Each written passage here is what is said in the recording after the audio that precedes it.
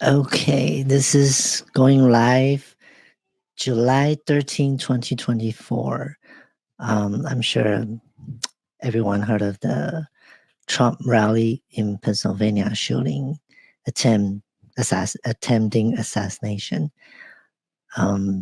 So this is I'm going to share some video in case you haven't seen it. And we're going to have a reaction to this event shortly after these videos. So stay tuned.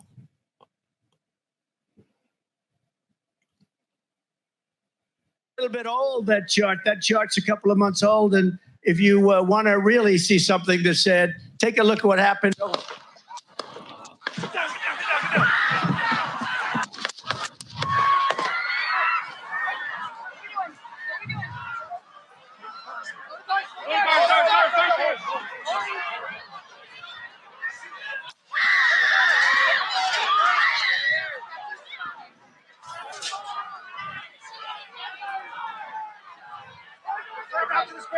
Move it there. Hold. When you're ready. On you. Ready? Move. Up. Move. Go. Hawkeye's here. Move it to the stand. Get ready. You ready? Are we good? Shooters down. Are we good to move? We're Let's clear. move. Let's move. We're clear.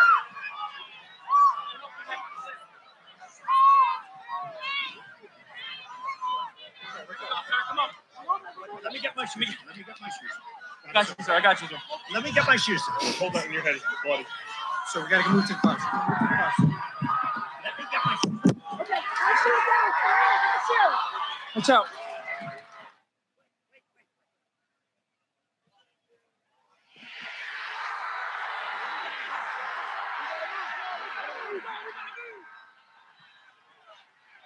So this is showing Trump getting up, and looks like he was kind of got shot from the ear,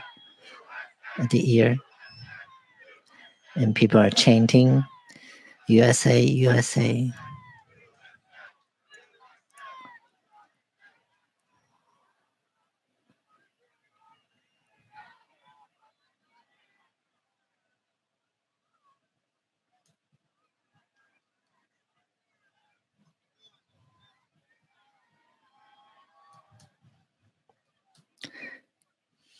Okay, Secret Service is helping him to get into the car, in his van, actually. Okay, and second video is going to be a witness describing the moment shooting at the Can you rally. describe for me, Joseph, what happened after you saw the shots? And I was there as well. Secret Service was screaming for everyone to get down. They quickly tried to clear the area. I'm just curious what that process was like for you in the aftermath. Very confusing. Like I said, I think everyone who was in the bleachers knew. It was initially confusing when the gunshots erupted. I think the crowd thought it was fireworks. I think someone thought they were playing a joke. And, the people were close to the people that got injured and killed. You obviously knew it wasn't a joke. And it seemed like there was a push-pull in the crowd. And that is, one half of the crowd on the far end of the rally thought it was some type of weird joke. The other half of the crowd knew it wasn't, was trying to push or impress upon the rest of the crowd that this is serious. And I think everyone got the idea very quickly that it was a dangerous situation, and everyone just started hitting the deck. And, kudos to the Secret Service. Again, when you're in these situations, a second feels like it's an hour, but it seemed like authorities were there very quickly. It just seemed to me, like I said, I was sitting there, it seemed like the rounds came from behind, and they got this, they hit the gentleman in the head. He got a gunshot wound to the head, and the other lady was injured. And then I saw President Trump, get hit, and it looked like his right ear. But it seemed initially everyone was in, like, half the crowd was in shock, and the other half thought it was some type of weird joke. And it took a bit for everyone to get a good understanding of what was going on. So. You mentioned that you had spoken with the person who ended up falling, I believe you said, or he was with his whole family? No, his family watched it happen. So they were in the bleachers when he got hit and he went down. I think they were trying to figure out what was going on. They were screaming for help. the body was, they put a towel over the man's head. The body was removed from the bleachers. Then the police came back brief, right after and tried to move the family, but they were all in shock. They weren't processing what was going on. Mm-hmm. The man was definitely, he was dead the minute he was hit. I mean, it was something that reminded me of the Zapruder film from Kennedy. I mean, it was his head snapped and that was it. And I caught it out of the corner of my eye and, and then there was just pandemonium. And again, it's Pennsylvania. You're out in rural Pennsylvania. You don't really anticipate this is going to happen, but it happened. You mentioned, and I'm sorry, I know this is very emotional for you as well.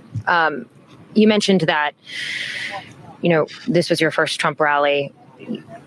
How are you feeling about the election now? What are you hoping to see moving forward? We've already seen a lot of statements of support from across the aisle come in for the former president. I can tell you too from our sources that they say that Donald Trump is okay, that he is at a local facility being treated. But I would love just your view on, I know you came here today to support the man that, the former president. I'm curious how you think about this now. I know it's a hard question given the chaos that we're currently in and the adrenaline that we're both feeling right now. But if you can share any of that insight. It solidifies my support. I understand, people believe that Trump's, well, they know he's bombastic. They don't really like him. He's a very polarizing figure. He has an abrasive personality, but I truly believe he has the best interests of the country at heart. And, you make a point, the man's a billionaire. Mm-hmm. He could be sitting in the, like you said, he was sitting at the rally joking about it. It's like, I could be sitting in the Mediterranean on a yacht enjoying my life, but I'm not. I'm trying to help run the country. It puts in perspective, there's a real cost for that. I mean, there's some people that really want him dead.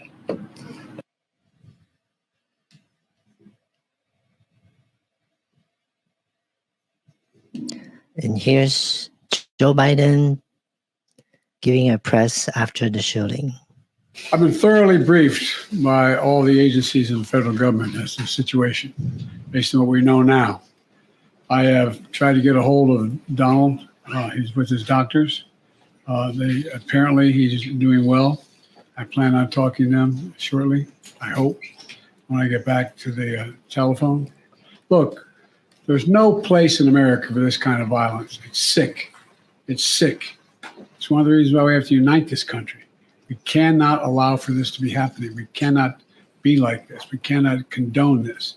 And I want to thank the Secret Service and all the agencies, including the state agencies, that have engaged in making sure that people and we have more detail to come relative to other people maybe injured in the audience. I don't have all that detail. We'll make that available to you. I may be able to come back a little later tonight, but we'll put out a statement if I'm not able to if it's not convenient for you all. But the bottom line is that the Trump rally was a rally that he should have been able to be conducted peacefully without any problem. But the idea that there's political violence or violence in America like this is just unheard of. It's just not appropriate. Everybody must condemn it. Everybody. I'll keep you informed, and if I'm able to speak to Donald, I'll let you know that as well. So far, it appears he's doing well, number one.